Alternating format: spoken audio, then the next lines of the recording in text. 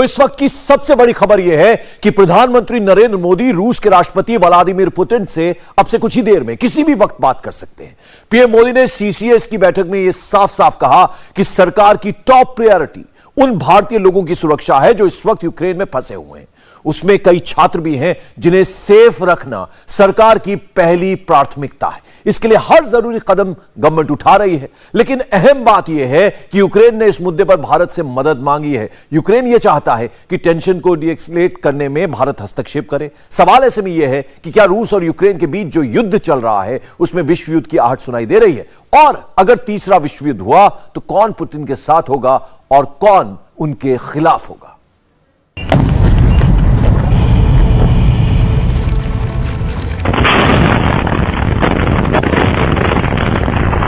Putin की सेना Ukraine में घुस गई है। यूक्रेन के हवाई अड्डों पर रूसी मिसाइल से हमला हो रहा है। यूक्रेन में युद्ध का सायरन बज रहा है। रूस और यूक्रेन के बीच भीषण युद्ध की तस्वीरें आप पिछले कई घंटों से लगातार देख रहे हैं।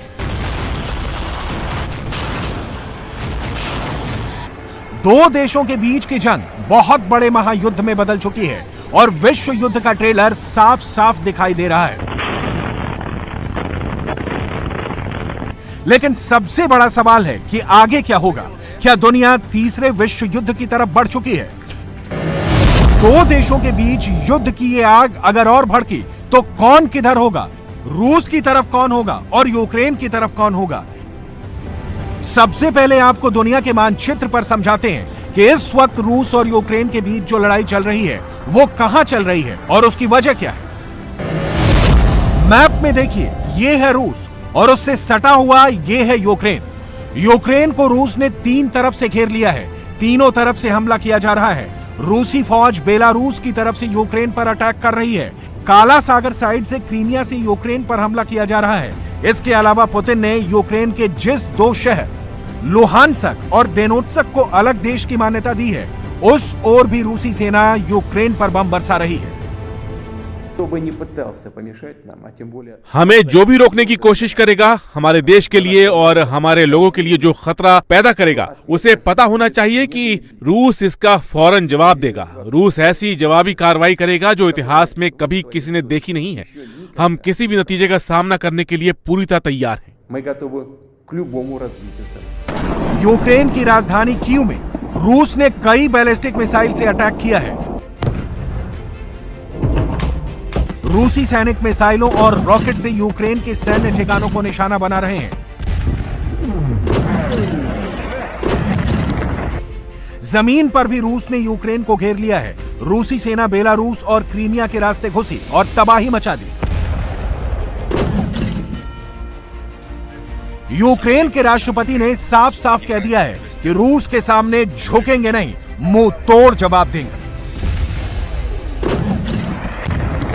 तीसरे विश्व युद्ध का जो ट्रेलर नजर आ रहा है उसमें अब ये लड़ाई रूस और यूक्रेन के बीच ही नहीं है। दुनिया के तमाम देश इसे लेकर बंट गए हैं। सबके अपने स्टैंड हैं और सबका अपना इंटरेस्ट।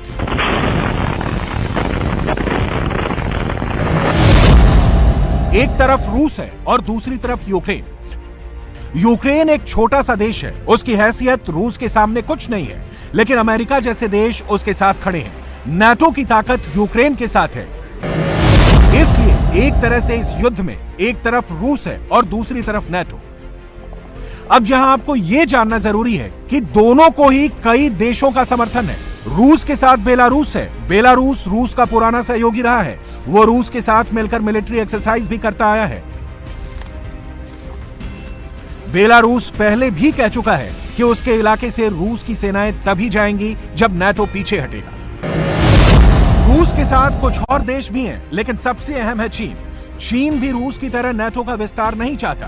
कुछ दिनों पहले ही चीन और रूस ने एक संयुक्त बयान जारी किया था। इसी बयान में चीन ने नाटो के विस्तार पर आपत्ति जताई थी। चीन और रूस की नजदीकियां हाल के दिनों में बढ़ी हैं। चीन अब खुलकर रूस के साथ आ गया है, लेकिन रूस के साथ चीन है तो यूक्रेन के साथ अमेरिका खड़ा नजर आ रहा है। चीन और अमेरिका के आपसी रिश्ते दुनिया में जग जाहिर हैं। यानी रूस और यूक्रेन की लड़ाई में एक तरफ से चीन है तो दूसरी तरफ अमेरिका।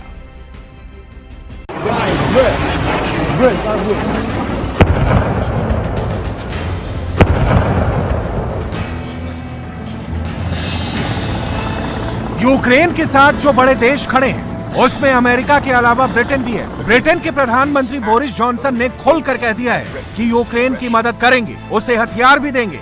ब्रिटेन ने रूस पर कई तरह की पाबंदियां भी लगा दी हैं। उन्होंने ट्वीट भी किया और कहा कि ब्रिटेन G7 देशों के नेताओं से भी बात करेगा। बोरिस जॉनसन ने कहा कि रूस यूक्रेन का युद्ध पूरे यूरोप के लिए महाविनाश जैसा है। एक बेगुनाह आबादी पर अनगिनत मिसाइल गिराई गई और बम बरसाए गए। जमीन, समंदर और आसमान से लगातार हमले हो रहे हैं और ये सब ऐसी जगह नहीं हो रहा जिसके बारे में हम नहीं जानते। इस देश में भी हमारे कई यूक्रेनियन दोस्त हैं, पड़ोसी हैं और साथ काम करने वाले लोग हैं। यूक्रेन एक ऐसा देश है जिसने दशकों से आजादी और लोकतंत्र को एंजॉय किया है। उसे अपनी किस्मत चुनने का पूरा अधिकार है। हम और दुनिया के कई देश उसकी आजादी छीनने नहीं देंगे। हम उसे अनदेखा नहीं कर सकते।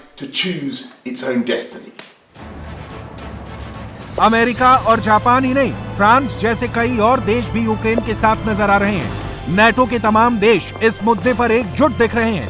रूस की कार्रवाई पर नेटो खुलकर ऐतराज भी जता रहा है। नेटो की तरफ से भी कहा जा रहा है कि 100 से ज्यादा फाइटर जेट और 120 से ज्यादा समुद्री जहाज तैनात हैं। नेटो की फौज भी कई देशों में मोर्चा संभाले खड़ी हुई है।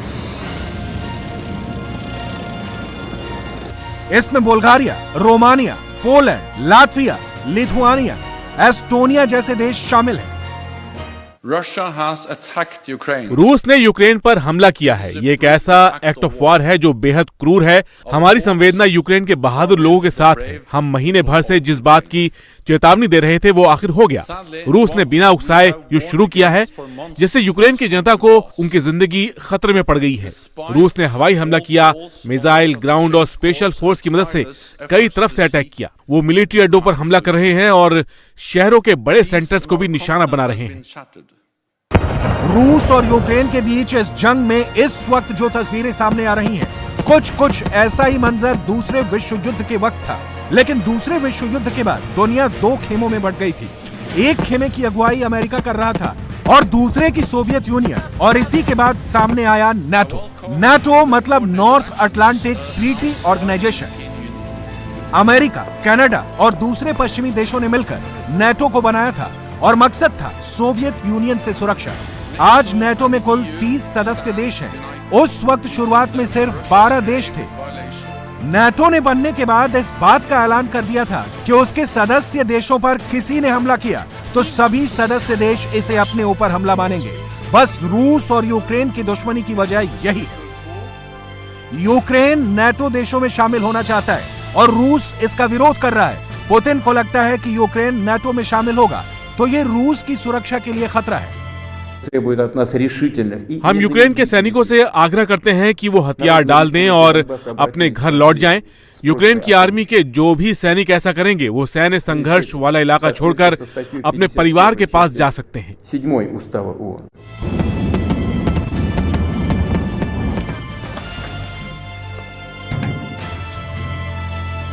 रूस और यूक्रेन के बीच इस वक्त जो कुछ चल रहा है, क्रीमिया में भी कुछ वैसा ही हुआ था। मैप में देखिए, ये है क्रीमिया जो रूस के पड़ोसी देश में से एक है और ये यूक्रेन से भी जुड़ा हुआ है।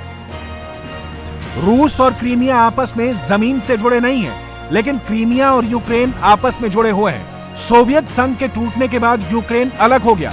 उस वक्त क्रीमिया पर यूक्रेन का प्रभाव ज्यादा था, लेकिन रूस क्रीमिया पर अधिकार चाहता था। वर्चस्व की यह जंग चलती रही और 2014 में रूस ने क्रीमिया पर कब्जा जमा लिया। पहले क्रीमिया, अब यूक्रेन, और आशंका ये जताई जा रही है कि सुपर पावर बनने के लिए रूस के मन में आगे के लिए भी कुछ ऐसा ही प्लान है।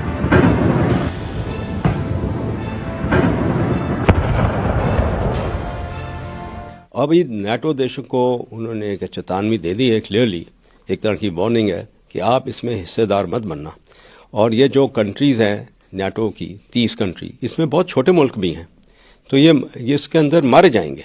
खास करके ये बाल्टिक रिपब्लिक्स और ये पोलैंड, रोमानिया जो है, जो कि एक टाइम में वो वार्सो पैक्ट के देश थे यूएसएसआर के साथ, और पुतिन क्या है, उसका मकसद क्या है, उसका मुद्दा क्या है कि रशिया की जो ग्लोरी है पुरानी जार एम्पायर और उसके बाद यूएसएसआर की जो थी वैसे ही देश एक बड़ा बने और एक तरह का ये बड़ा बादशाह गिना जाए, उसका एक एम है। एक्सपर्ट्स मानते हैं कि अगर यूक्रेन में रूस कामयाब रहा तो उसका अगला टारगेट जॉर्जिया हो सकता है। इसके अलावा अगला देश लिथुआनिया भी हो सकता है। 2020 में बेलारूस और रूस ने मिलकर लिथुआनिया पर आक्रमण का अभ्यास भी किया था।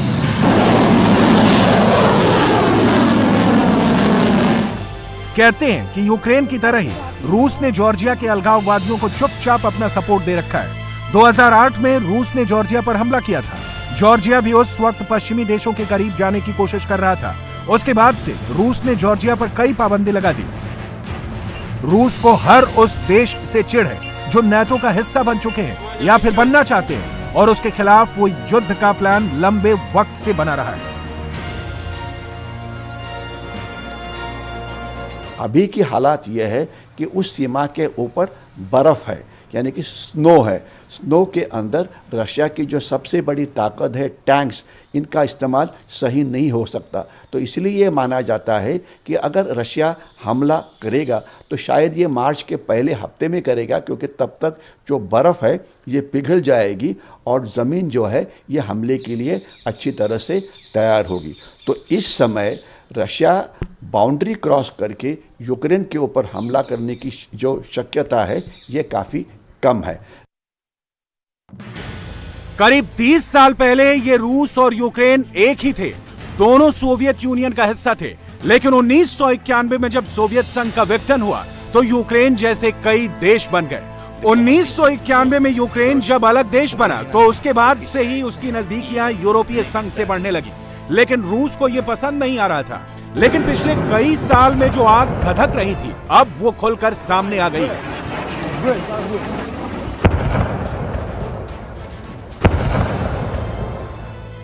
आज यूक्रेन की सेना जो अलग अलग बाउंड्रीज है तो वहाँ पे तकरीबन 3 बाउंड्रीज के ऊपर रशियन सेना है। एक तो क्रीमिया, वहाँ की बाउंड्री के ऊपर रशियन सेना है। ये जो 2 प्रांत है वहाँ पर भी रशियन सेना पहुँची हुई है। ब्लैक समुद्र जो है वहाँ पे रशिया का नौदल पहुँच गया है, क्योंकि यूक्रेन को ब्लैक सी का समुद्र किनारा है। तो सेना तो वहाँ पे है, उसमें कोई शक नहीं है। यूक्रेन के राष्ट्रपति का ये ट्वीट कहता है कि वो तमाम देशों से बात कर रहे हैं, यूक्रेन की मदद की गुहार लगा रहे हैं। अब सवाल यह है कि अगर रूस की तरफ से यह कार्रवाई जारी रही और नाटो देशों ने एकजुट होकर रूस के खिलाफ कोई प्लान बनाया तो कौन भारी पड़ेगा। एक्सपर्ट्स का मानना है कि मिलिट्री ताकत से लेकर रक्षा खर्च तक में रूस और नाटो का कोई मुकाबला नहीं है। रूस के पास करीब 8 लाख सक्रिय सैनिक हैं, वहीं नाटो के पास 33 लाख से ज्यादा जवान हैं। रूस के पास 1724 हेलीकॉप्टर्स हैं तो नाटो के पास 8670 हेलीकॉप्टर्स हैं। रूस के पास 59 सबमरीन हैं तो नाटो के पास 147। रूस ने 2020 में अपने रक्षा पर 61.7 अरब डॉलर का खर्च किया, जबकि 2020 में नाटो के देशों ने 1106 अरब डॉलर खर्च किए। Russia's leaders bear full responsibility. जिन लोगों की जानें गई हैं उसके लिए रूस के नेताओं को जिम्मेदारी लेनी चाहिए। यूक्रेन पर रूस के इस हमले को नाटो बहुत गंभीरता से ले रहा है। यह अंतर्राष्ट्रीय कानून का उल्लंघन है और एक संप्रभु और शांतिपूर्ण देश पर हमला है और यूरो अटलांटिक सुरक्षा पर यह बहुत बड़ा खतरा है। सच्चाई यह है कि रूस भले ही यूक्रेन के सामने बहुत ताकत रखता है, लेकिन नाटो के 30 देशों की ताकत के सामने उसकी ताकत कुछ नहीं है और इसीलिए नाटो एक्टिव नजर आ रहा है और अब खुलकर रूस को चुनौती भी दे रहा है। लेकिन सच ये है कि ये जंग जिस तरफ बढ़ रही है उसमें सिर्फ और सिर्फ विनाश छिपा है। अगर तीसरा विश्व युद्ध छिड़ गया तो उसका खामियाजा सबको भुगतना होगा और रूस भी उसमें शामिल होगा। इंडिया टीवी हर वक्त हर जगह डाउनलोड करने के लिए सर्च करें India TV news Google play store या ऐप स्टोर पर।